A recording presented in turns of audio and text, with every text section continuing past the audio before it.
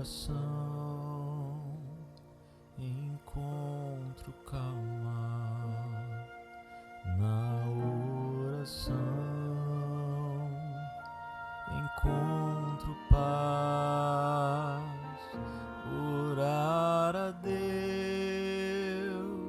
faz bem à alma, falar com Deus me satisfaz.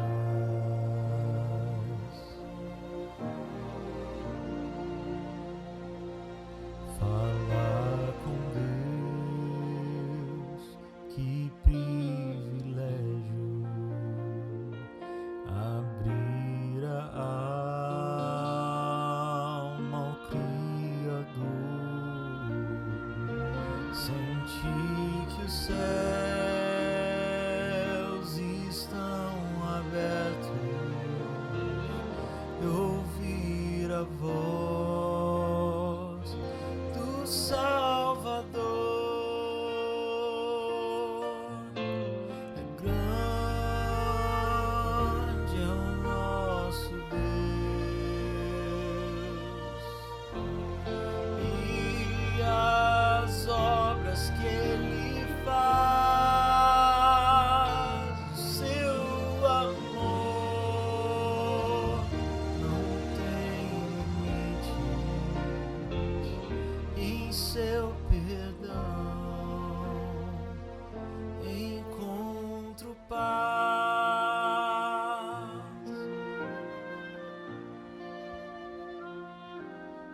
Com Deus é o que preciso, pois Ele é fonte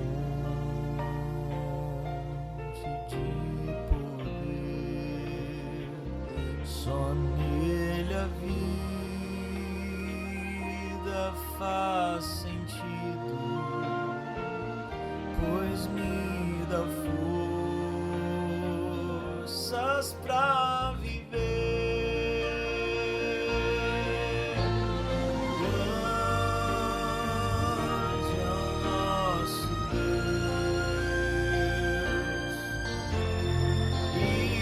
e as obras que Ele faz, o seu amor não tem limites, em seu perdão encontro paz.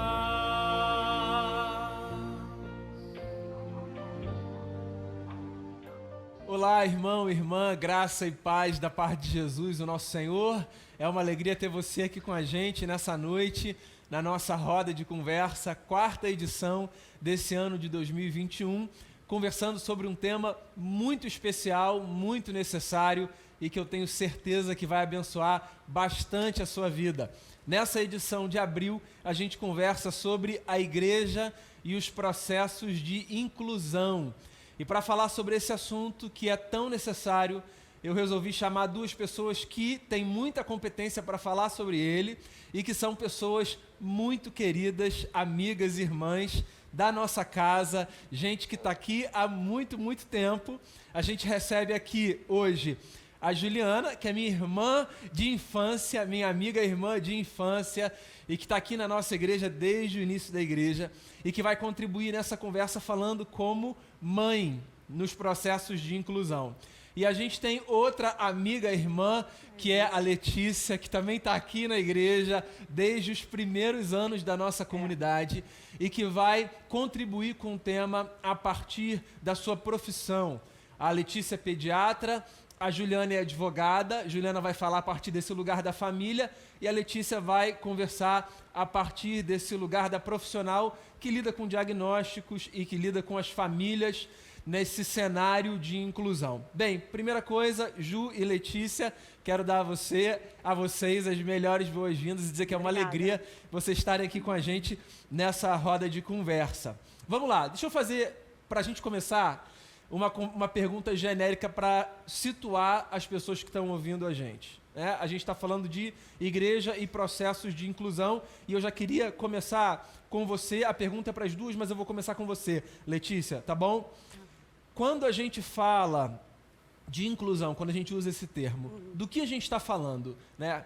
Qual é a ideia que está por detrás desse termo, para a gente ambientar todo mundo que está acompanhando a gente aqui nessa noite? Quando a gente fala em inclusão, né, incluir, a gente está falando de integrar o indivíduo, né, uma pessoa com uma necessidade especial, na verdade uma família, né, que a gente lida com uma pessoa com necessidade especial, a gente lida com uma família. Essa família vai ter uma necessidade especial, seja ela qual for, a gente está falando de integrar ela na sociedade, né, de várias maneiras. Então, eu acho que é sobre isso que a gente veio falar nessa noite. Então, existem várias maneiras da gente fazer isso. Hoje é um tema atual, né, super contemporâneo, na verdade necessário que a gente discuta isso, porque isso tem afetado a vida de muitas pessoas, de muitas famílias dentro e fora da igreja. Perfeito. Ju, você complementa a fala da Letícia, quando a gente fala sobre inclusão, do que a gente está falando? Letícia começou muito bem, né? Porque a definição de inclusão é justamente essa, é você integrar aquela pessoa que tem uma necessidade especial, né? E a Constituição diz que todos são iguais perante a lei, mas os iguais devem ser tratados de forma igual e os desiguais de forma desigual na medida de suas desigualdades, que é para aquela desigualdade, né, ser equiparada num padrão isonômico. Então, por isso, assim, não é muitas vezes, quando a gente fala do direito da pessoa com deficiência, a gente não está falando de um privilégio, a gente está falando de um direito para que ela seja equiparada num ponto de igualdade às demais pessoas. Isso é inclusão. Perfeito. Eu acho até que essas falas de vocês já abrem assim caminho para a segunda pergunta que eu tinha, que eu ia começar com você, Letícia, por que esse assunto é tão importante, né? A Ju já apontou aqui um cenário, né? Não é porque ele oferece privilégios, mas é porque ele dá condições a pessoas para que elas estejam num lugar de isonomia em relação às outras, né? Por que mais a gente pode dizer esse assunto é um assunto necessário? Essa foi a palavra que você usou quando a gente começou a conversar. É necessário falar sobre isso. Por que tão importante? Porque, na verdade, a gente está falando de conviver, né? E conviver não é fácil. Conviver no casamento não é fácil, conviver em família não é fácil, em sociedade também não é fácil, né? E o convívio, ele traz, né, as nossas diferenças à tona, isso é natural. Quando você já tem uma família, uma pessoa com uma deficiência ou com uma necessidade, uma demanda especial, porque nem sempre isso é uma deficiência intelectual. As pessoas associam o termo de deficiência à deficiência mental, uma deficiência intelectual. Não, né? Ela pode ser uma deficiência auditiva, visual, ela pode ser um deficiente físico, enfim, é muito amplo, né, o termo de deficiência.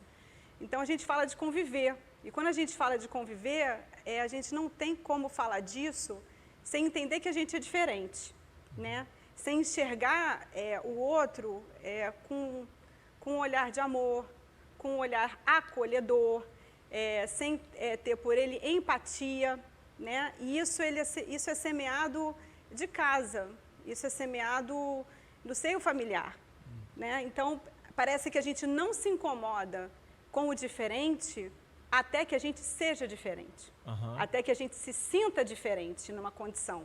Às vezes ela pode ser transitória, né? Ou quando uma família recebe um filho que ela não escolheu ser diferente, mas ele chegou diferente. Toma, é seu esse filho. Você não escolhe, mas você vai ter que ter resiliência e aprender um novo caminho de conviver com aquilo. Então, por que a gente, como igreja, como sociedade, como pais, como família, a gente não vai ter essa atitude acolhedora? Mas para isso a gente precisa ter um olhar empático. Isso precisa fazer diferença, isso precisa importar de verdade. Porque quando a dor do outro não incomoda, a gente não vai ter esse olhar de englobar, de acolher, né? A gente vai agir com aquilo que importa para a gente. Mas eu preciso perguntar para a Juliana, como é que eu posso ser útil para você? Como é que eu posso te acolher hoje? E aí ela vai me dizer, dentro da condição dela de mãe, né, de uma criança especial, como é que eu vou poder acolher ela hoje. Então, a gente está falando de conviver. Perfeito. Né? E isso tem a ver, estou pegando aqui, pensando na sua fala, Letícia, não apenas com a nossa responsabilidade cidadã, ou seja, no contexto em que a gente vive, a gente precisa se preocupar em construir ambientes que sejam acolhedores, inclusivos para as pessoas de maneira geral, mas tem a ver essencialmente com a nossa fé, né? Porque o cerne da nossa fé tem a ver exatamente com isso, né? Com a gente amar o próximo como a gente se ama. Então, quando você responde o porquê da importância do tema a partir da simples e básica necessidade da convivência, isso faz com que a gente perceba que não apenas porque nós vivemos em sociedade, o que já bastaria, mas mais do que isso, porque nós temos uma fé que tem na essência o cuidado com o próximo, esse tema é premente, é necessário para a gente, né? Ju, a Letícia falou um negócio ali, no meio da resposta dela, que eu queria pegar um gancho para te fazer uma pergunta, que é, quando a gente lida com realidades de maneira mais intensa na nossa própria história, na nossa própria carne, às vezes o nosso olhar muda, né, drasticamente em relação a temas específicos. E aí eu queria fazer a você exatamente essa pergunta, que é: o que mudou na sua percepção no tema da inclusão quando ele deixou de ser mais um assunto e ele passou a ser um tema cotidiano na sua vida? Por sinal, se você quiser falar um pouco dessa experiência para situar o pessoal que está acompanhando a gente. E pegando o gancho da Letícia também, não, primeiro, já para responder a pergunta, muda tudo, né? Assim, é uma virada de 360 graus, assim, porque uma coisa é você ter uma ideia do que a pessoa passa, né? Assim, tentar ter a maior empatia do mundo sobre aquele assunto, mas outra coisa é você viver aquilo na prática, né? E eu criei um Instagram sobre maternidade atípica, que é o Atipicamente Normal, e lá eu tenho um destaque que eu falo minha história. E eu digo nessa história que eu contava assustada, aqui na igreja, inclusive, os casos de crianças autistas. Eu contava assustada no consultório da pediatra, eu contava assustada na escola, porque é uma coisa, assustada assim, de ver a maior incidência a cada ano, né? Porque na nossa época, quando nós éramos crianças de escolaridade infantil, a gente não via tanto. E hoje está, né, um dado recente, a última contagem, a cada uma criança... a cada 54 crianças típicas nasce uma criança atípica, né? Isso alguns anos atrás, eu até tenho os dados aqui, depois posso falar melhor, era assim, 160 crianças, então, assim, a cada ano isso vem, né, estreitando mais. Então, essa semana até li um post, né, que tipo assim, onde uma pessoa que eu admiro muito na comunidade autista, ela falava: olha, se eu fosse você, eu me inteirava do assunto, porque eu não estou rogando praga, é uma questão de estatística, alguém da sua família... se não for seu filho, um neto, alguém da sua geração pode passar, no meu caso, né, que agora eu estou trazendo a questão do autismo, né, que é a deficiência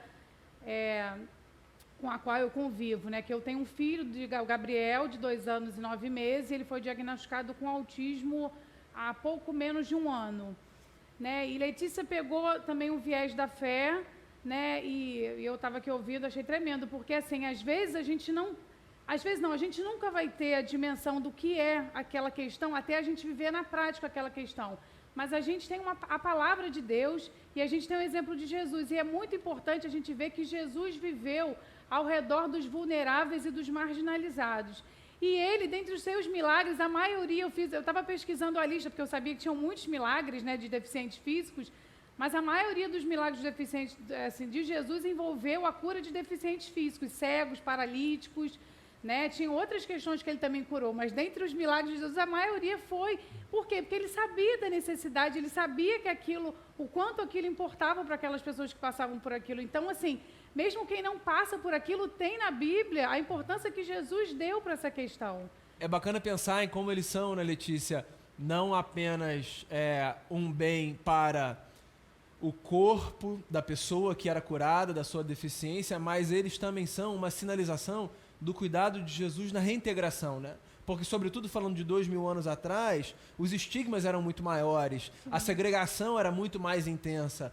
Então, a preocupação de Jesus com, usando a expressão que você usou aqui, aqueles que estavam à margem, é uma sinalização do Evangelho, da necessidade da gente trazer essa gente que está à margem para o centro. E muitas vezes a gente pensa no marginalizado como dentro das perspectivas sociais, né? Como o sujeito que está na rua, pessoa em situação de rua, etc. Só que há outras margens para as quais nós empurramos pessoas que tem a ver, às vezes, com diagnósticos, né, com condições físicas, com condições emocionais que elas carregam. Né? E aí isso me leva para uma outra questão aqui, que eu acho que seria muito legal de vocês duas sinalizarem, que é: quais são os desdobramentos da falta de inclusão? Eu perguntei a Letícia antes, né? Por que falar sobre isso é tão importante? Talvez seja a mesma pergunta, só que no reverso, né?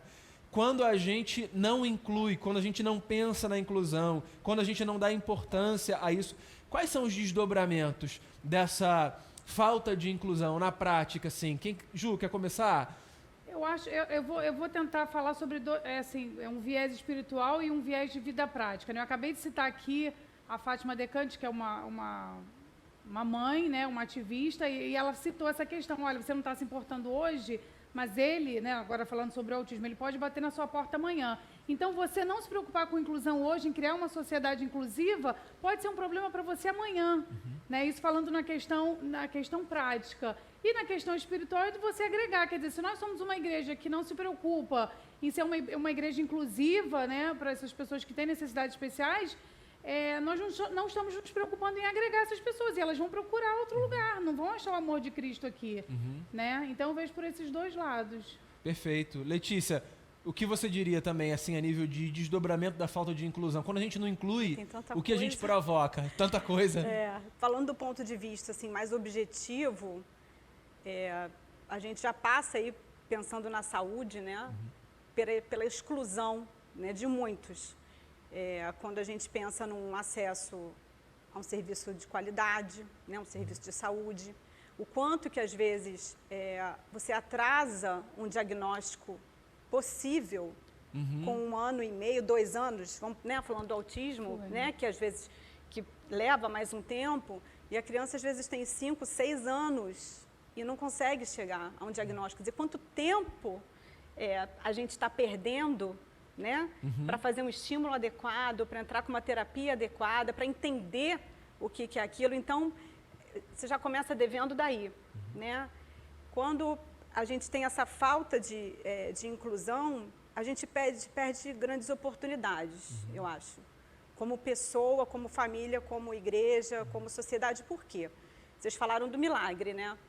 Não entrando no mérito do milagre, mas assim, no consultório eu vejo muita coisa, né? E eu vejo desde da resiliência de pessoas que você fala: meu Deus, como é que essa pessoa encontrou tão rápido esse caminho e uma significação, e você vê que essa família voa, né? E tira grandes aprendizados daquilo que ela está vivendo, independente da deficiência, né? Não estou entrando no autismo em si, da limitação. A gente está falando da limitação daquilo que a gente desconhece muitas vezes. A gente pode ter um grande conhecimento sobre uma síndrome, né? Ela está perfeita na literatura, mas e aí? Tem alguma literatura que explique como é que é no dia a dia ser pai da criança com aquela síndrome? Né? De quantos problemas ela vai enfrentar, do bullying que ela vai sofrer na escola, do olhar diferente da pessoa no restaurante, porque seu filho falou mais alto, entendeu? Então, em quem é que está a limitação? É uma pergunta. Sim, essa é uma pergunta. Né? E outra, e qual é o milagre? Existe o milagre de cura, né? Como a Ju relatou muitos aqui, mas existem também aquelas pessoas que eu vejo que às vezes vivem profundamente infelizes, porque elas só contam como milagre uma cura completa daquela condição que ela julga ser um problema, entende? E às vezes o milagre está ali, né? Na frente dela, vendo assim, tá conversando com ela, na realidade, e ela não consegue enxergar, né? Hoje eu estava ouvindo algumas pessoas que trabalham em empresas hoje com o processo de inclusão até de autistas, né? E, assim, é formidável a declaração que a equipe dá, né? Porque, logicamente, você tem dentro do espectro, né, limitações, né? Então, mas tem pessoas super habilidosas e aquele grupo é preparado para receber aquela pessoa, explicando qual é a condição que ela tem, e não há um que diga que não foi uma experiência enriquecedora.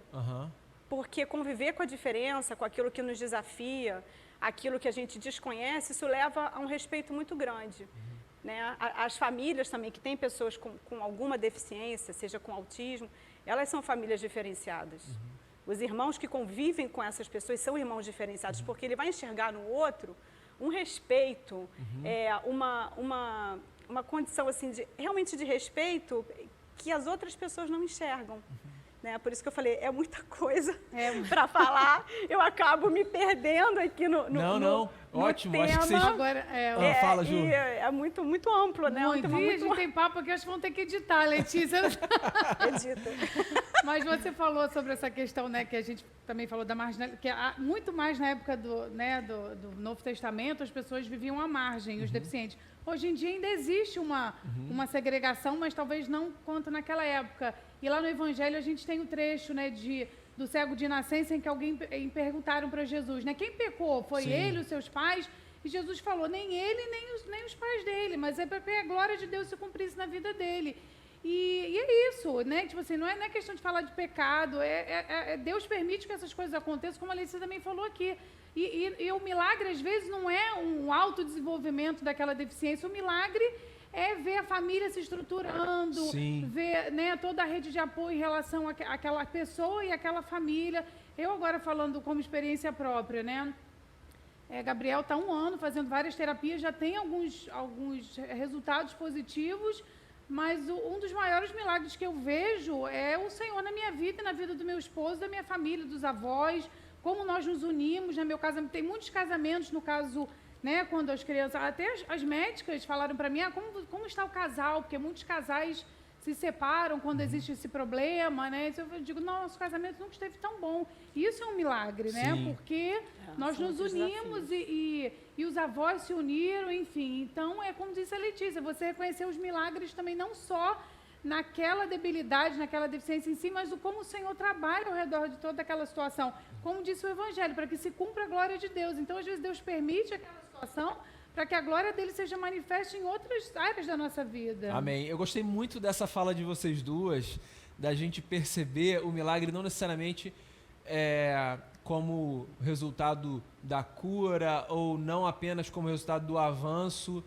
daquele indivíduo nas suas melhoras, nos ganhos que tem, mas o milagre também como toda a transformação que pode acontecer no ambiente da família, no ambiente da igreja, quando a gente se abre para esse processo de inclusão, né? Então, assim, a falta de inclusão, a falta de disposição para incluir, ela impossibilita a gente de experimentar milagres, né? Não necessariamente aquele milagre que a gente gostaria que acontecesse, mas muitos outros que estão acontecendo diante da gente e dentro da gente, quando a gente se abre para acolher esse outro que é diferente, esse outro que está fora de um padrão que a gente está acostumado a chamar e tratar como um padrão de normalidade, né? Eu queria até complementar, porque eu acho que eu acabei, não sei se eu acabei falando ou não, que eu falo pouco, né? Quando a gente acaba também não incluindo, isso é um sentimento que aparece muito, assim, no que eu vejo no trabalho. É aquela sensação de estar só, né? De trilhar uma caminhada, tem coisas que são suas, né? Tem coisa que não adianta, aquilo é seu. Mas existem condições que a gente poderia estar criando no nosso ambiente, ou numa instituição de ensino, enfim, né? Em diversos ambientes, que a gente podia estar dividindo com aquela família, né? Existem cargas que a gente pode carregar junto. Então, por que não carregar junto? Né? Eu acho que é uma coisa fundamental. A nossa jornada, ela não é só, né? A gente não foi feito para estar só, embora a gente chegue e vá só.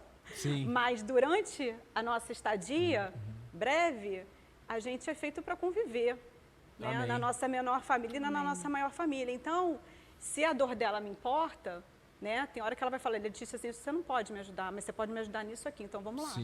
Né? Às vezes você não sabe, às vezes a pessoa pode falar, nossa, mas eu não sei o que fazer. Pergunta, né? Se informa.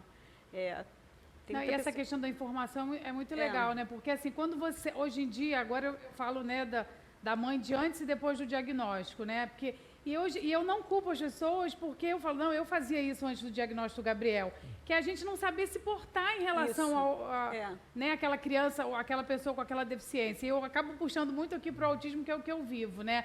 E eu sigo muitas comunidades e o pessoal bombardeia muito isso, né? Das frases que a gente ouve. Ah, ele é autista, mas é lindo. Tem um tipo mais, assim, né? Jesus. Como se autista não pudesse ser bonito. Ah, ele é autista, mas nem parece. ele é autista, mas é leve, né? Tipo assim, leve pra quem, cara pálida? É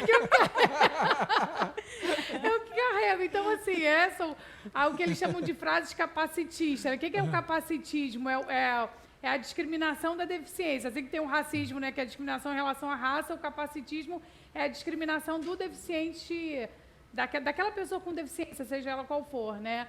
E depois que a gente está no outro lado, óbvio, a gente, né? De repente, eu já falei isso em algum momento... E agora, ao mesmo tempo, eu vou falar como mãe, né? Se você quer incluir alguém, mostre conhecimento. E lá no Instagram, que eu tenho de maternidade atípica, eu acho que 90% das pessoas que me seguem nem são pais autistas, são os meus amigos, né, que tinham o meu perfil pessoal e passaram a seguir o meu perfil de maternidade atípica. Mas eles falam, Ju, estou aprendendo muito. Isso é ótimo, porque você quer ver como é assim, acalentador uma pessoa chega para falar com você, o seu filho é autista, mas ele é verbal ou não verbal? Você fica, opa, essa pessoa sabe alguma coisa. Então, tipo assim, você... Né? Você sabe, né? Ela sabe de alguma coisa de autismo, qual é o grau, ou fala qualquer coisa relacionada àquela questão, né, da sua família. A gente vai, daqui a pouquinho, continuar a nossa conversa, agora pensando de maneira prática como a gente pode contribuir com os processos de inclusão enquanto indivíduos e enquanto igreja, enquanto comunidade. Nesse momento, eu queria convidar você a ouvir mais 2 canções com meu amigo Eliezer Demeneg, também membro desta casa, a quem eu agradeço por mais uma participação na nossa roda de conversa. Daqui a pouquinho a gente volta a conversar.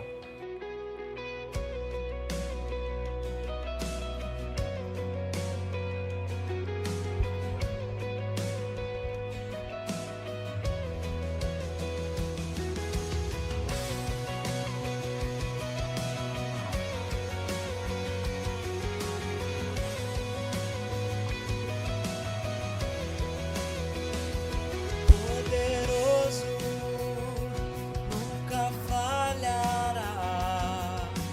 Maravilhoso Deus, mais que buscamos, mais que pedimos,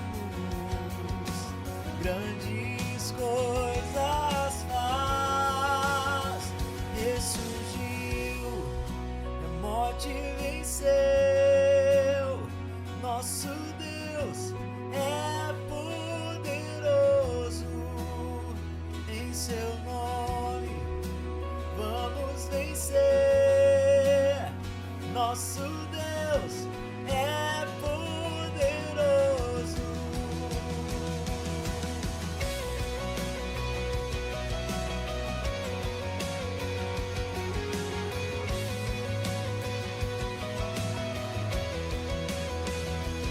Deus conosco, sempre perto está, dando a solução.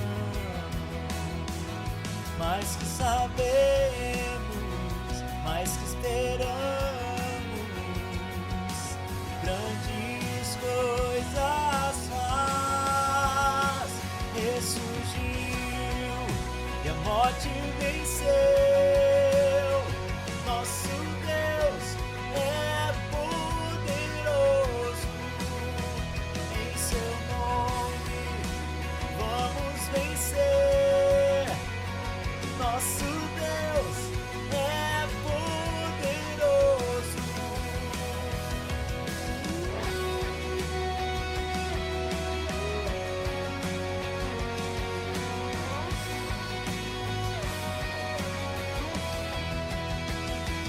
Deus conosco nos conduzirá, jamais nos deixará, jamais nos deixará.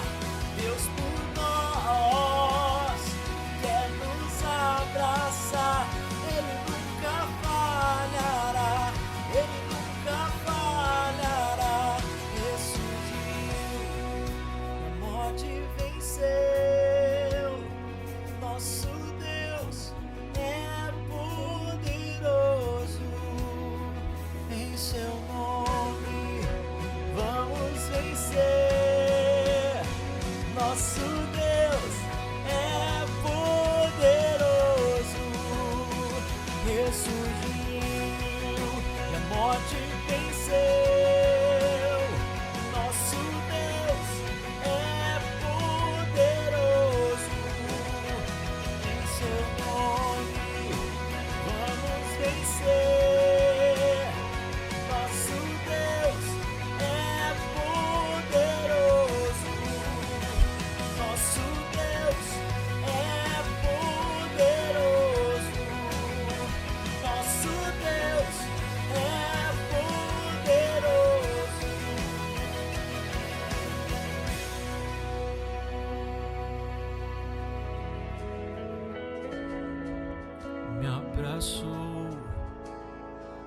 mãos que criaram os céus, me encontrou onde a graça as feridas curou, da lama me tirou, na rocha me firmou, seu nome me entregou, salva o meu coração, me ergueu, minha vida proclama sua glória, e de pé hoje sem medo posso cantar, da lama me tirou, na rocha me firmou, seu nome me entregou, salva o meu coração. Eis-me aqui, de ti preciso me renderei. Eu sou teu e eternamente te adorarei. Estava em pedaços, mesmo assim me amou. Sua graça me abraçou, pecado apagou. Graça que derrotou toda a morte, me livrou da vergonha e da dor. O véu ele rasgou, a tumba se abriu, Jesus se levantou, em seus braços sou. Eis-me aqui, de ti preciso me renderei. Eu sou teu e eternamente te adorarei. Estava em pedaços e mesmo assim me amou. Sua graça me abraçou, pecado apagou. Estou curado e perdoado sou. Sua graça me abraçou, sobre a morte triunfou. Na graça estou, na graça estou, na graça estou, na graça estou.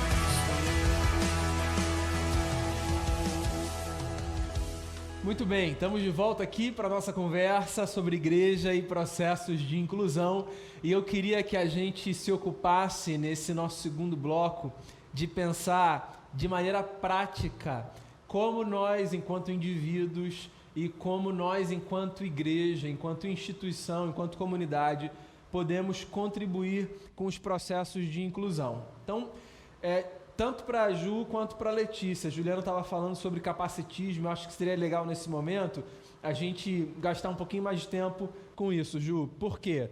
Muitas pessoas não fazem ideia de como elas podem contribuir enquanto indivíduos nos processos de inclusão. E aí eu queria que vocês dessem conselhos práticos para as pessoas, que talvez sejam coisas que elas não façam ideia, que elas estão fazendo errado, ou que elas poderiam fazer certo, e que talvez agora ajudem a ampliar o olhar. Agora há pouco tempo eu falei da questão das frases, né? O que não falar, enfim, para uma pessoa com deficiência, em especial para a pessoa do espectro autista. E eu queria também falar rapidamente assim, que a lei do autista, ela equipara o autista, a pessoa com deficiência, para todos os fins legais. Então, assim, tudo que a pessoa com deficiência tem direito, a pessoa autista também tem. A preferência na fila, os assentos preferenciais nos meios de transporte e as vagas. E o Gabriel, eu consegui, junto à prefeitura, né, a vaga especial dele. Então, eu posso parar meu carro naquela vaga que tem a marca de deficiente. O Gabriel não tem uma deficiência motora, mas por ele ser autista, ele tem os direitos equiparados. E um dia eu parei meu carro lá, botei no vidro e veio um guardinha e falou para mim, não, a senhora tem que sair daí. Eu falei, ah, não, moço, você não viu, eu tô com autorização da prefeitura. Ele, ah, mas seu filho não é cadeirante. Eu digo, mas meu filho é autista, ele tem os mesmos direitos. Então, assim, são pequenas coisas que a gente passa no dia a dia, né? E essa semana chegou, também queria divulgar, assim, acho que, como a gente está falando aqui, a informação é a principal ferramenta, né, de inclusão. Isso aqui é o cordão girassol, que é um cordão para demonstrar a pessoa com deficiência oculta, não aparente. É o que a gente falou agora há pouco, é autista, mas nem parece, não tem cara. Sim, às vezes a pessoa também com deficiência auditiva, a gente não sabe no primeiro momento. Sim. Então, toda vez que né, alguém vira esse cordão aqui, ele significa que aquela pessoa que está usando o cordão ou seu acompanhante, ele é portadora de uma deficiência não aparente. Né? Aqui no caso do Gabriel tem o nome dele, o símbolo do autismo e no caso esse aqui é mais moderninho, eu tenho até um QR Code com todos os dados dele, que se um dia ele se perder, ele é não verbal. Eu tenho todos os dados da nosso endereço, telefone, os laudos dele, enfim. Então, queria divulgar isso, né? Não só os direitos, né, no caso do autismo, que é a minha questão, como do cordão girassol, que é, assim, para deficiências ocultas em geral. E, assim, você perguntou também como a gente pode agregar, né? Isso eu antes de ser mãe, né, de uma criança com deficiência, eu não tinha ideia. E hoje em dia eu vejo, né, assim, e eu fiquei pensando, nossa, como eu podia ter feito mais pelos meus amigos, pais atípicos antes. E assim, eu acho que a nossa igreja já dá um excelente exemplo, porque aqui na igreja o Ministério Infantil é muito focado nessa questão, principalmente em relação ao autismo. E assim, a Eliane, né, promoveu diversos cursos.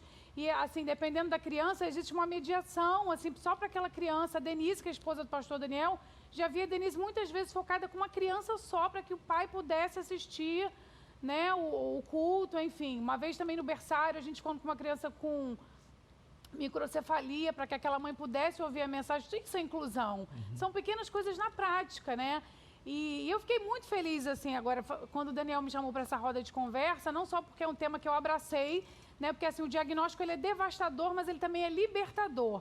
Porque quando você sabe o que o seu filho tem, você fala, você não tem mais vergonha. E tem um post, né, na comunidade atípica, que é, eu faço parte de um grupo de pais que não se envergonha do autismo. E eu e meu marido não temos vergonha. E, assim, tão logo a gente soube do diagnóstico, a gente fala, isso foi libertador.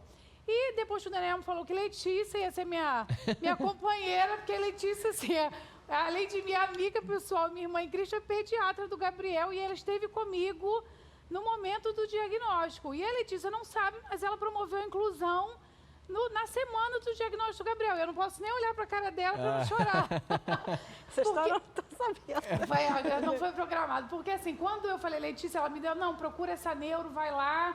E eu fui, quando eu cheguei, falei, Letícia, houve o diagnóstico, existe o espectro autista. Não sabemos o grau, mas ele existe. E dali ela já me abraçou e começou, não, vamos ver mediação, isso, aquilo, outro. Aí, por uma questão até pessoal, eu fui no condomínio, né, até onde vocês moram, ver uma casa para alugar. E falei, estou aqui no seu condomínio. Não, eu quero te ver. Ela foi para a calçada. E foi assim, tinham poucos dias, acho que nem uma semana que o Gabriel tinha sido diagnosticado. E a gente estava assim, naquele auge, né, foi em maio do ano passado, no auge do coronavírus. Ela falou assim, a gente não pode se abraçar, mas aperta minha mão forte. Aí ela apertou minha mão e a gente ali na calçada da casa dela, a gente chorou de mão dada. E depois a gente passou álcool gel e seguiu assim. Importante frisar isso. Foi a inclusão que ela podia me oferecer naquela hora. E foi tão bom, entendeu? A gente queria se abraçar, né? E assim como hoje em dia eu sei que muita gente quer me abraçar. E nesse ano todo aí, porque o diagnóstico do Gabriel foi bem no meio da pandemia e não pôde. Mas a Letícia falou assim, não posso te abraçar, mas aperta forte a minha mão. E a gente apertou e ficou assim, calada, chorando. Isso é inclusão. Então, assim, minha amiga me incluiu no momento que eu mais precisei na minha vida. E outras amigas, né, Denise, a esposa do Daniel, me ligava assim, toda semana, e aí, Ju, tudo bem? E aí, Ju, tudo bem?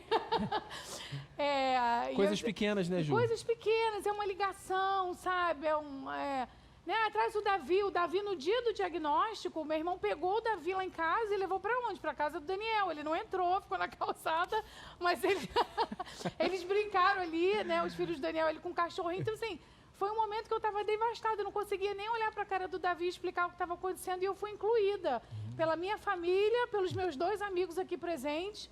Então, assim, poderia aqui falar muitas horas sobre os muitos exemplos de inclusão, né, que eu tive nessa caminhada, mas eu citei agora legal. 2 aqui. 2 pessoais, que legal.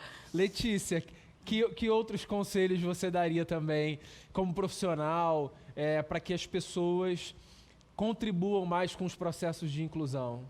Eu acho que a gente está falando de ter uma disponibilidade no coração. É isso. Primeiro, porque se a gente tem esse lugar, a gente vai buscar se informar. Não adianta você ter um conteúdo vasto de informação e na prática você não conseguir fazer diferença na vida dessa família, dessa pessoa. Então, acho que as pessoas precisam se informar, né? Ter menos preconceito. É aquilo que a Juliana falou. Às vezes a pessoa não sabe o que falar, ela não sabe como agir. Mas se a gente puder saber o que não falar, ajuda, né? Ajuda. É um aperto, falar, olha, eu estou junto contigo, eu quero dividir essa dor, né? Às vezes a gente vê pessoas passando por situações constrangedoras, né? O que seria socialmente entendido como constrangedor, com uma criança com uma deficiência, ou até com um adulto, né? E geralmente as pessoas passam e falam, nossa, coitada, né?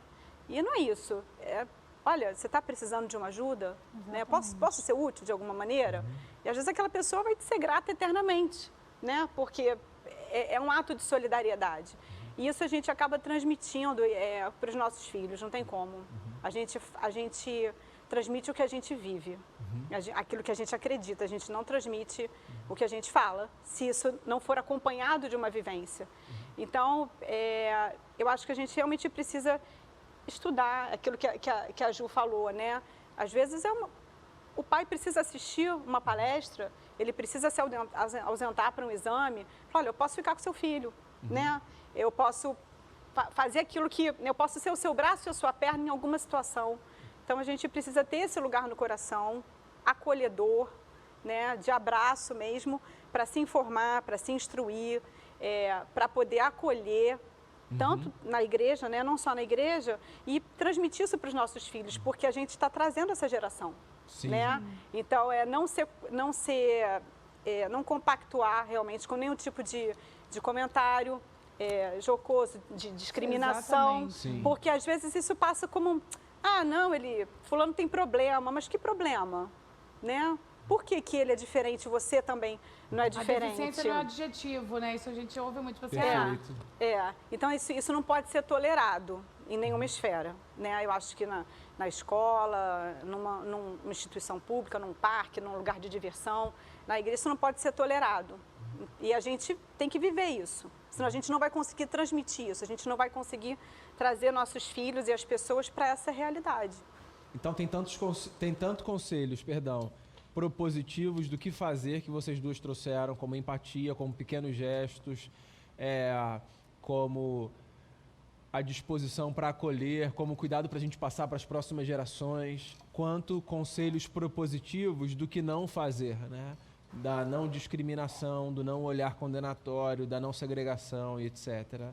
Coisas práticas, né? A gente vê, ouvindo vocês duas, como são coisas que estão ao acesso de qualquer pessoa. Qualquer pessoa pode contribuir com processos de inclusão, né?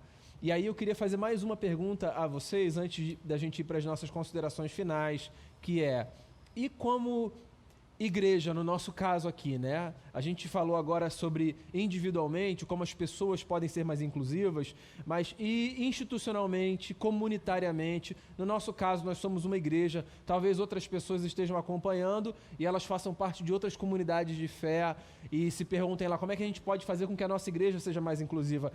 A Ju, na fala dela, mencionou como há muitas crianças aqui, né? Com diagnósticos, por exemplo, de autismo, e outros também. Como é que a gente pode, enquanto instituição, contribuir para os processos de inclusão? Que está lá, volta lá para o começo da fala da Letícia, né? Que está no cerne da nossa mensagem e da nossa missão. Quem quer começar?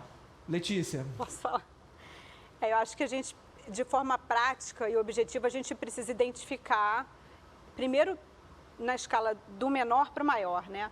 Quais são as deficiências que a gente tem aqui hoje, né? Quais são as necessidades que a gente encontra hoje na nossa comunidade de fé, né? Temos pessoas com transtorno do espectro autista, temos deficientes físicos, auditivos, visuais, enfim.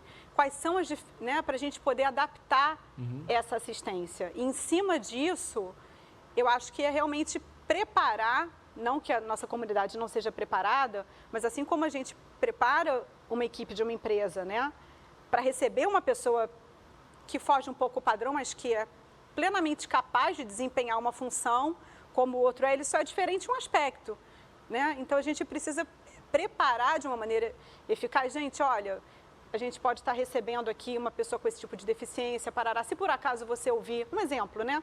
Alguém falando mais alto no momento, né? Enfim, mostrar para o nosso público, né? Agora a gente não está tendo tanto isso, verdade, porque a igreja não está enchendo, né? Mas que isso é para a gente começar a conviver com isso de uma forma mais natural, né? Porque nós somos diferentes, né?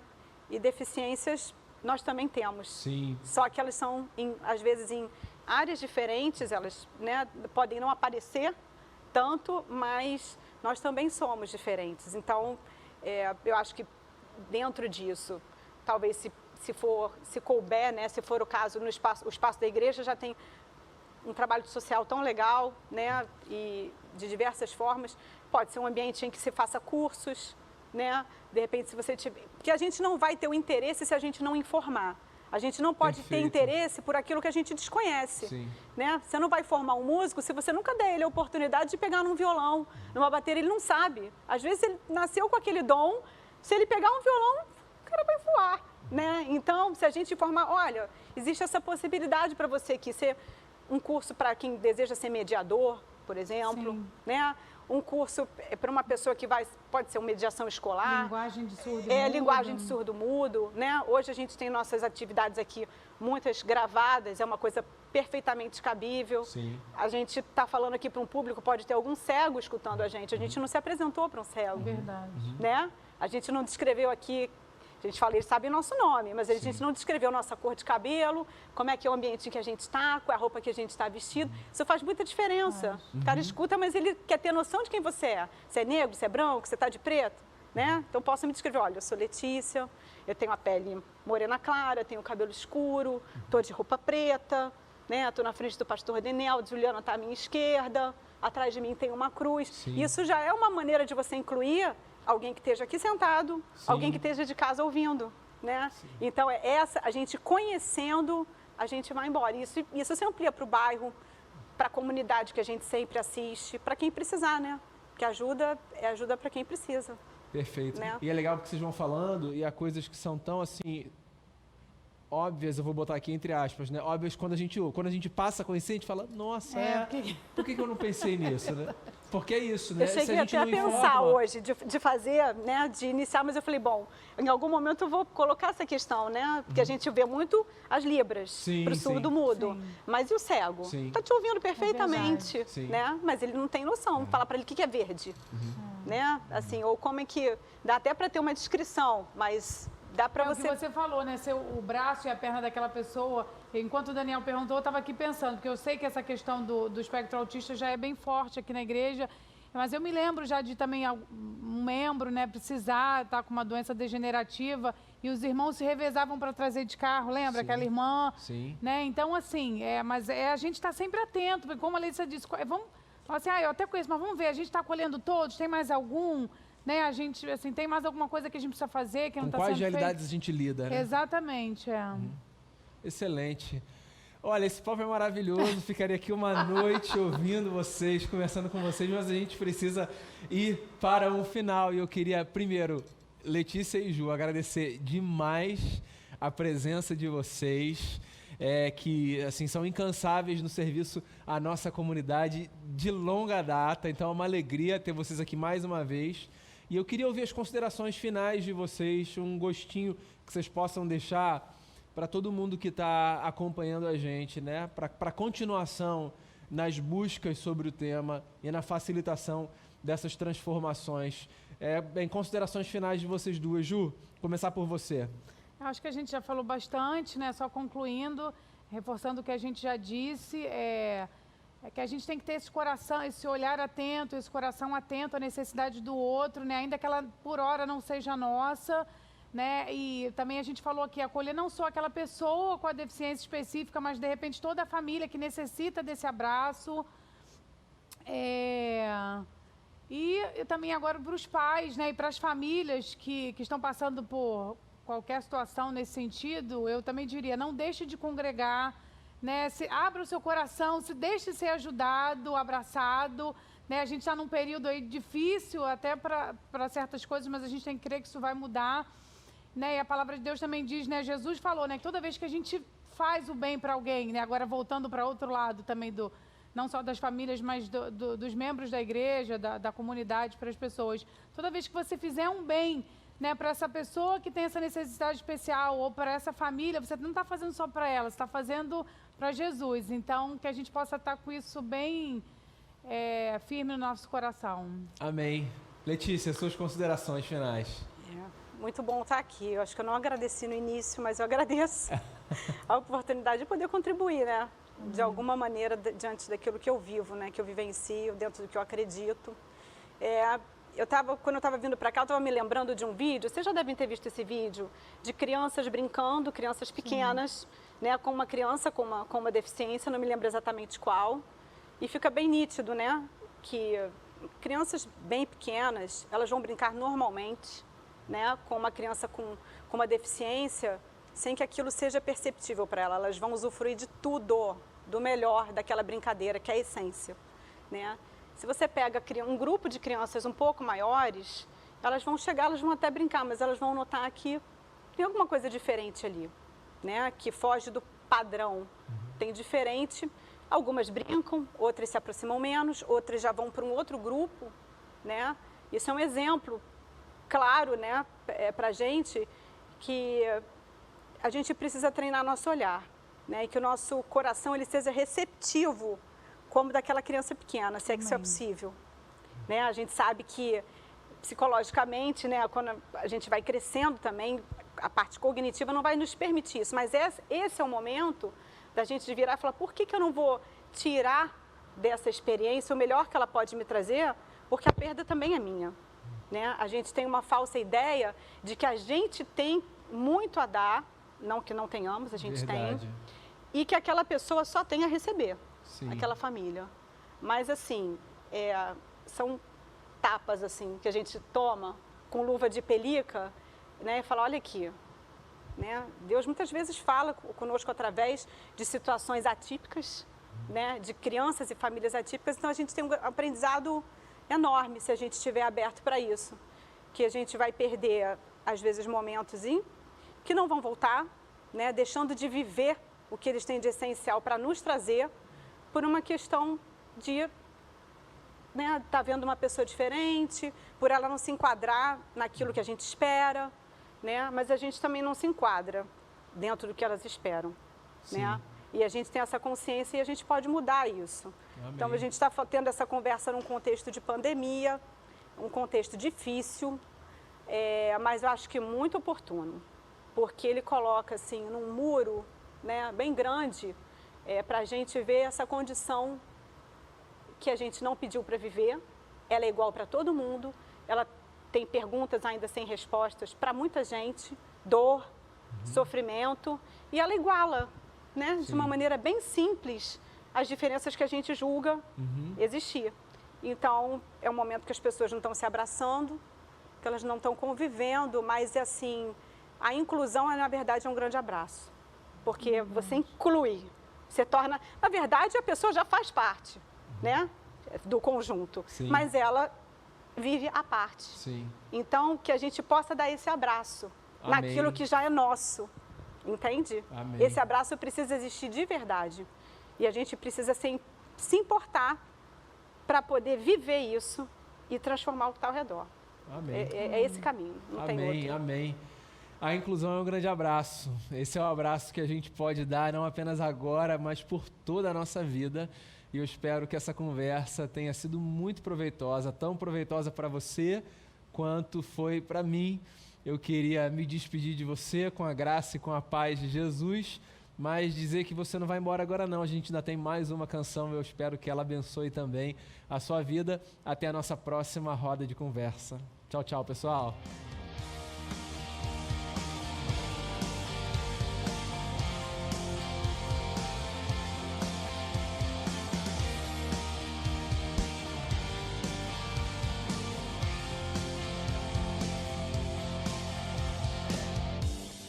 Nada vai me separar, mesmo se eu me abalar, teu amor não falha.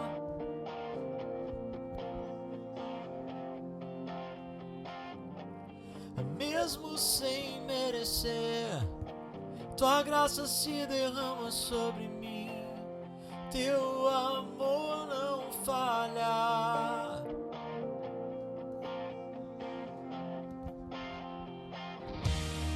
Tu és o mesmo pra sempre, teu amor não muda.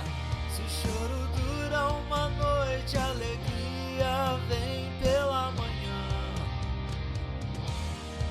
Se o mar se enfurecer, eu não tenho que temer, porque eu sei que me amas, teu amor não falha.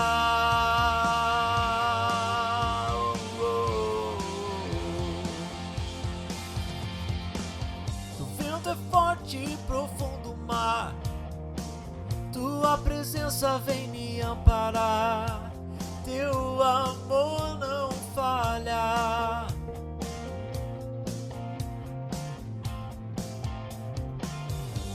Difícil é o caminhar, nunca pensei que eu fosse alcançar, mas teu amor não falha.